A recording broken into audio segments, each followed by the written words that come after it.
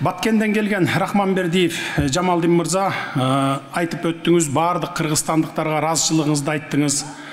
Мен да қуануу менен кабыл алдым мұны. Анткени ушул Баткен окуясынан кийин мен чет өлкөгө саммитке бардым. Саммитке барганда атын атабай эле коеюн, бир коллегам колумду кармап туруп айтты. Сеникинде элди деди.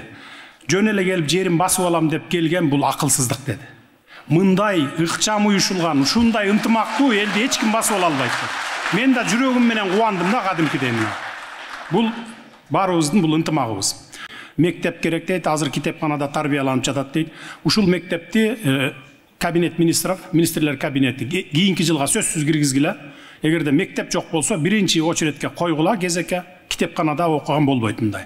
Чек араны буюрса чечебиз. Миграцияны дагы токтотобуз, колдон келишинче. Чек араны биз мына Өзбекстан менен жакында чечип алдык, чекитти койдук, көрдүңөр. Эми Тажикстан менен дагы алдын ала сүйлөшүүлөргө жетиштик, бирок кол кое элекпиз. Макул болдук. Эки тарап тең баягы макулдукка келишип, Камчыбек Кыдыршаевич барып, алдын ала кол коюп келди. Эми жакында качан келет эле, ушу жакында бизге келишет. Бизге келип, ушу Бишкектен кол коюшат, андан кийин парламентке алып барабыз дагы, өткөрүп, буга чекитти коебуз. Азыр эми биз алар менен сүйлөшүп, ок атышпайлы, эч кандай скандал чыгарбайлы чек арада деп алдын ала сүйлөшүп турабыз. Кудай буйрса, мындан ары тынчтык эле болсун деген тилегибиз бар. Жылдыз Жолдошов эжекебиз президенттик башкаруу болбойт экен, парламенттик башкарууга өтүш керек деди. Парламенттик да башкарууну көрдүк, президенттик парламенттик да башкарууну көрдүк, жыргап кеткен жокпуз. Мен экөөнү да тең көрдүм, экөөнү да тең иштедим мынакей. Бул жерде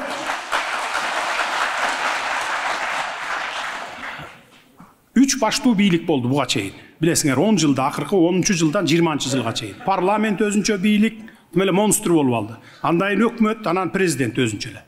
Эч бир маселе чечпейт, бири-бирине шылтап түртүп коюп эле отура берип, мына 3 жылда бир кагаз кабыл алынбаган кагаздар бар экен. Мен келгенде көрдүм мына. 3 жыл айланып жүрө берген да. Бири-бирин эч ким жоопкерчиликти албайт мойнуна. Пачкалап чаң басып жаткан деге срочно чечилчү кагаздарда чечилбейт экен. Анткени койгой буга мен жооп берип калбайын деп эле бири-бирине түртө берип, архивде жаткан документтерди биз жылдырдык алдык мынакей. Азыр болсо мына президент менен парламент өкмөт экөөнүн эмес аппараты бириккен. Бириктирген биз дагы азыркы маселелер 1 сааттын ичинде кээде токтомдор кабыл алынат. Оперативдүү түрдө. Мына ошон үчүн азыр алдыга жылып кетип атканыбыз, жолдор салынып атканы, мектептер салынып атканы, армиябыз күчтөнүп атканын бардыгы мына ошонун пайдасынан болуп атат мына. Анан айтпадыңызбы, сенден башка кандай президент келип калат, ким билет аны деп. Да, туура эле айттыңыз, бирок кандай президент келсе дагы, жеке кызыкчылыгына, жеке чөнтөгүнө иштеп, уурдай турган болсо, кыргыз эли алакандай элбиз. Бири-бирибизди жакшы тааныйбыз, билебиз ким эмне менен дем алып, каерден уурдап атканын. 3 президентти кууп чыккан эл 4-чү президентти да кууп коет, 1 жылга жеткизбей аны. Көрбөдүкпү? Кыргыз элин эч убакта алдай албайсың. Чет өлкөлүктөргө 300 сомдон сатып жиберген лицензиялар боюнча айттыңыз. Бул бизге чейин болгон. Биз келген күндөн баштап бүгүнкү күнгө чейин 2 жылдын ичинде 148 алтын кендери боюнча лицензияларды кайтарып алдык. Бүгүн 148. Буларды эми Кудай буйрса толук өзүбүз иштетебиз, мамлекет 100%. Же болбосо бирөөгө берсек, инвесторго берсек, 30%дан кем эмес таза кирешеси мамлекетте калат. Ушундай жоопкерчилик менен беребиз. Мындан ары сатылбайт лицензиялар. Саясатчылар 2 түрлүү болот. Мамлекеттик кызматкерлер, саясатчылар. Биринчи түрү Бишкекте туруп эле Москванын көчөсүн тили менен эле шыпырып тазалап коет да. Укмуш менен. Бирок колунан эч нерсе келбейт. Только тил менен. Анан экинчи түрү бар, өзүнүн оюн дажы кененирээк мындай жакшылап жеткизе албайт элгечи. Ошо депутаттарга, комитетке же болбосо башкага. Бирок иштин майын чыгарат да. Иштин көзүн билет. Бирок тили жок. Мына мен ушу 2 жылдан бери ушундай кишилердин көбүн көрдүм.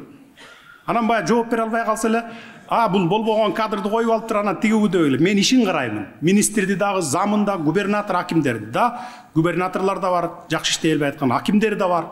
Аларды дагы алмаштырыш үчүн башка карап, абдан тандап, андан жакшырагын алып келгенге аракет кылат экенбиз да. Госипотека бизде иштеп атат. Муну 14%дан 4%га чейин түшүргөнбүз. 10 жылдан 20-25 жылга чейин узартып койгонбуз. Быйыл бир 2000 үй бүлөгө жакын кишиге эме бердик, үйлөрдү бердик.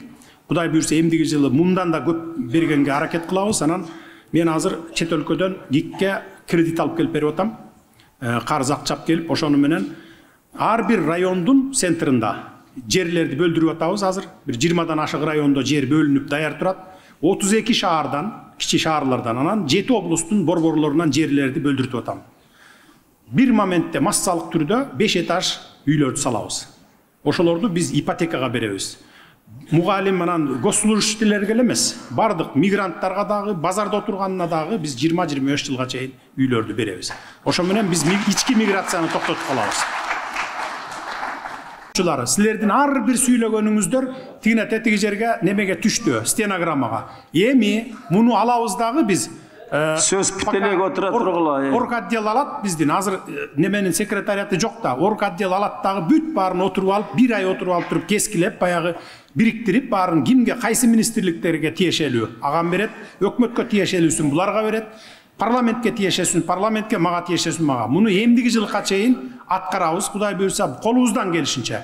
Анан эмдиги жылы ушул күнү чогулганда силердин алдыңарга мына эми былтыркы көтөргөн маселеңердин моунусу чечилди, булар чечиле элек, эми быйыл чечебиз деген ушундай отчетту беребиз.